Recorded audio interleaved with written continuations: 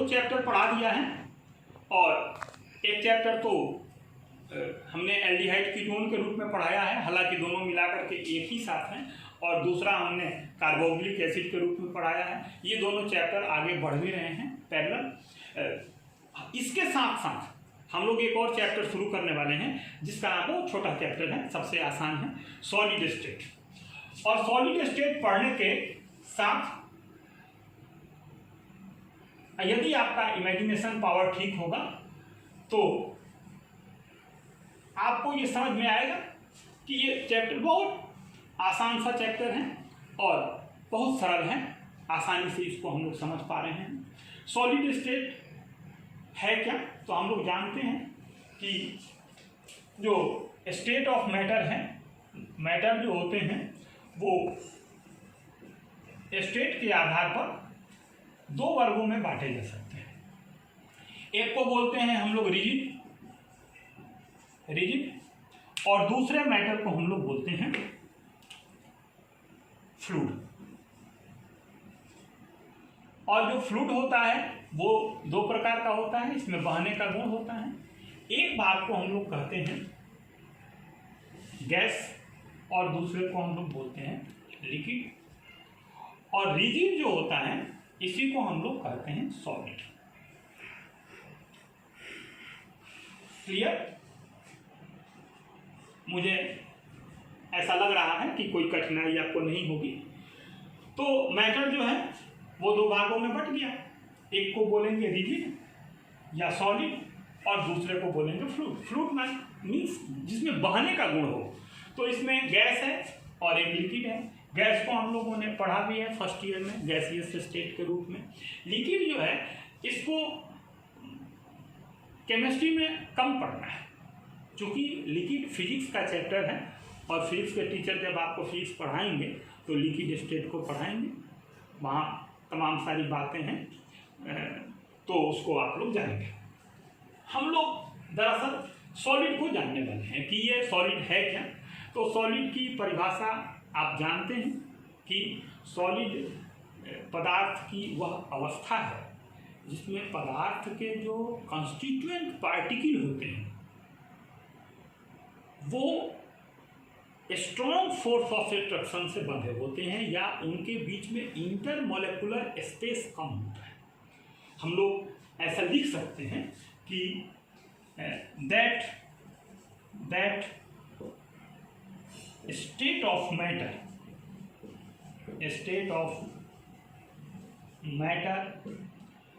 in which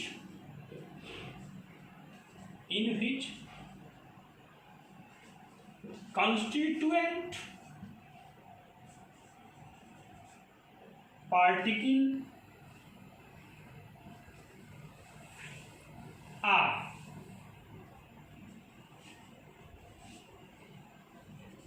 bonded by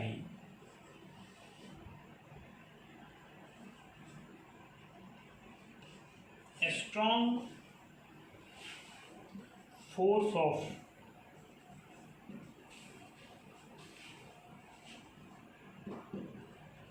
attraction. Am I right? क्या है कि that state of matter, पदार्थ की वह अवस्था in which constituent particles are bonded by a strong force of attraction. जो constituent particle होते हैं मजबूत स्ट्रॉन्ग अट्रैक्शन फोर्स से यदि बंधे हो तो उसे हम लोग सॉलिड कहते हैं। अब हम लोग जानेंगे कि सॉलिड के कैरेक्टर क्या है, कैरेक्टरिस्टिक्स ऑफ सॉलिड, सॉलिड की क्या विशेषताएं हैं।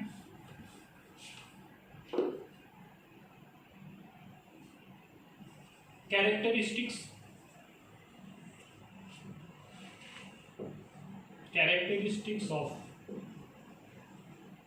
सॉलिड। तो महोदय, सॉलिड की पहली विशेषता है कि इनका शेप, साइज एंड वॉल्यूम।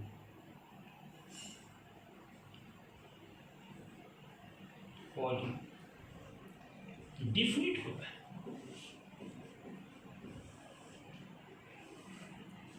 यानी जैसे ये सॉलिड है, हमारे हाथ में जो मार्कर है ये सॉलिड है, तो इसका शेप निश्चित है, इसकी साइज बढ़ती घटती नहीं, वो भी निश्चित है, और इसका आयतन वो भी अपरिवर्तनीय है। अगर तीनों डिफिनिट हो तो उसको हम लोग बोलेंगे सॉलिड। दूसरा,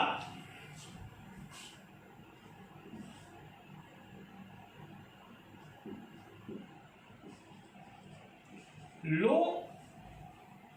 कंप्रेसिबिलिटी,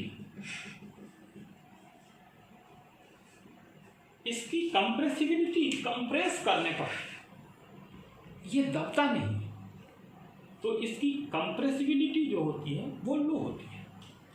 ऐसे नंबर 3,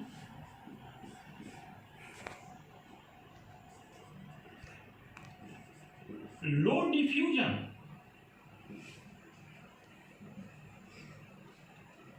यानी आप गैस को जानते हैं, अगर गैस को स्प्रे किया जाए तो उसकी खुशबू कुछ दूर तक, कोई स्प्रे कर दिया जाए तो उसकी खुशबू दूर तक फैलेगी, लेकिन सॉलिड में ऐसा नहीं होता। इसका जो विसरण होता है उसकी गति बहुत कम होती है, यानी यूं कहें कि विसरण नहीं होता है। Number 4, high MP and BP, जो इसका मेल्टिंग पॉइंट और बॉइलिंग पॉइंट होता है वो बहुत अधिक होता है। इसलिए अधिक होता है कि इसके कंस्टिट्यूएंट पार्टिकल एक दूसरे के बहुत नज़दीक होते हैं और स्ट्रॉन्ग फोर्स ऑफ अट्रैक्शन से बंधे होते हैं। 5वीं बात, लो फ्लेक्सिबिलिटी, इसकी फ्लेक्सिबिलिटी जो होती है वो बहुत कम होती है। फ्लेक्सिबिलिटी और कंप्रेसिबिलिटी अपोजिट है। अगली बात,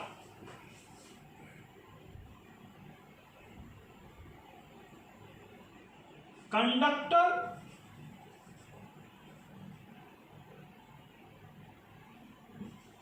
ऑफ हीट एंड इलेक्ट्रिसिटी। तो ये बातें हम लोग देख रहे हैं, ये सारे गुण सब जानते हैं हम लोग। हमने आपको केवल मेमोरी में लाने का प्रयास किया, रिकॉल करा दूं मैं एक बार।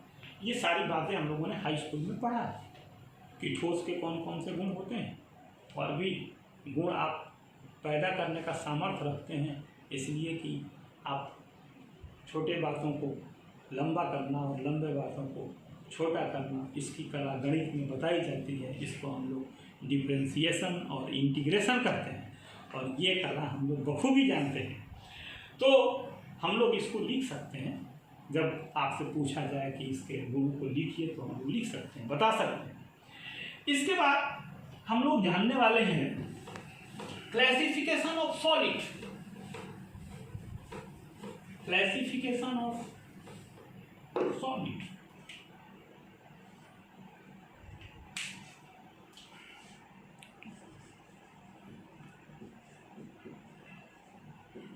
क्लासिफिकेशन ऑफ सॉलिड, सॉलिड जो होता है वो 2 वर्गों में बांटा जाता है। एक इसका वर्ग है, उसको बोलते हैं क्रिस्टलाइन, क्रिस्टलाइन सॉलिड, और इसका दूसरा वर्ग है एमोर्फस सॉलिड। एमोर्फस का अर्थ होता है अक्रिस्टलीय, और क्रिस्टलाइन का अर्थ होता है क्रिस्टलीय। अब क्रिस्टलीय और अक्रिस्टलीय में क्या अंतर है? तो क्रिस्टलीय सॉलिड जो होते हैं, क्रिस्टलाइन सॉलिड जो होते हैं, उनके जो कंस्टिट्यूएंट पार्टिकल होते हैं, इनकी व्यवस्था जो होती है वो व्यवस्थित होती है। इट मीन्स इनके कंस्टिट्यूएंट पार्टिकल एक निश्चित व्यवस्था में होते हैं। जैसे ये व्यवस्था आप देख रहे हैं, कंस्टिट्यूएंट पार्टिकल है,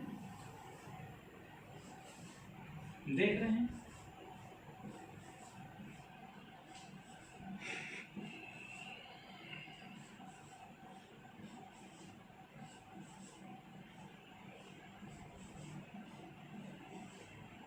ये व्यवस्था है और ये व्यवस्था है।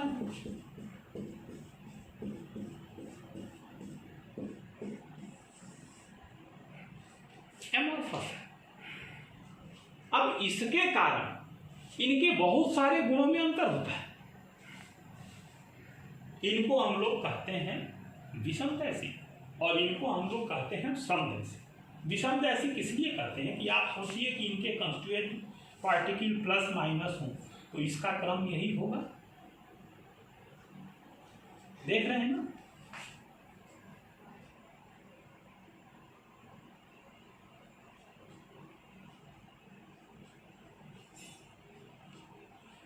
देख रहे हैं, यदि हम लोग इस निश्चित दिशा में चलना प्रारंभ करें तो इस तरफ माइनस माइनस माइनस, और यदि हम लोग ऐसे चलना प्रारंभ करें तो प्लस प्लस प्लस है, और इधर से इधर को जाना शुरू करें तो plus minus plus minus plus minus, एक रेगुलरिटी है। यानी कोई कैरेक्टर, कोई फिजिकल कैरेक्टर इधर से इधर अलग होगा और इधर से इधर अलग होगा, जबकि यहां आप विचार कीजिए कि आप यदि किसी रेगुलर अरेंजमेंट के सड़क से यात्रा कर रहे हैं तो उस पर जो प्रॉब्लम्स आएंगे वो रेगुलर आएंगे, ठीक है। एक दिशा में एक तरह का प्रॉब्लम आएगा, और जब दिशा आप बदलेंगे और दूसरे दिशा में जाना चाहेंगे तो हो सकता है वो दूसरे दिशा की सड़कें जो है वो कुछ दूसरे प्रकार की हों, तो वहां पर एक जैसे प्रॉब्लम आएंगे। इसको बोलते हैं विषमदैशिकता। लेकिन यदि आप खेत में खड़े हैं और उस खेत में अपनी बाइक स्टार्ट करके चाहे जिस दिशा में जाइए समान प्रकार के प्रॉब्लम आएंगे। इसको बोलते हैं समदैशिकता। यहाँ समदैशिकता पाई जाती है, यहाँ विषमदैशिकता पाई जाती है। यानी जो फिजिकल कैरेक्टर होते हैं वो अलग अलग दिशाओं में अलग अलग होते हैं और इनके फिजिकल कैरेक्टर सभी दिशाओं में एक से होते हैं। तो हम लोगों ने जाना कि सॉलिड क्या है और फिर सॉलिड की क्या विशेषताएं हैं, और फिर हम लोगों ने जाना कि सॉलिड का वर्गीकरण हम लोग कैसे कर सकते हैं। इसको हम लोग ठीक ठीक ध्यान से पढ़ेंगे और पढ़ने के बाद इसका नोट्स बनाएंगे। अगले वीडियो में मैं आपको ये बताऊंगा कि क्रिस्टलाइन सॉलिड जो होते हैं वो कितने प्रकार के होते हैं और उन प्रकारों के बारे में उदाहरण के साथ आपके साथ बातचीत की जाएगी। इस वीडियो में इतना ही। वीडियो को लाइक और सब्सक्राइब करना नहीं भूलिएगा। Thank you.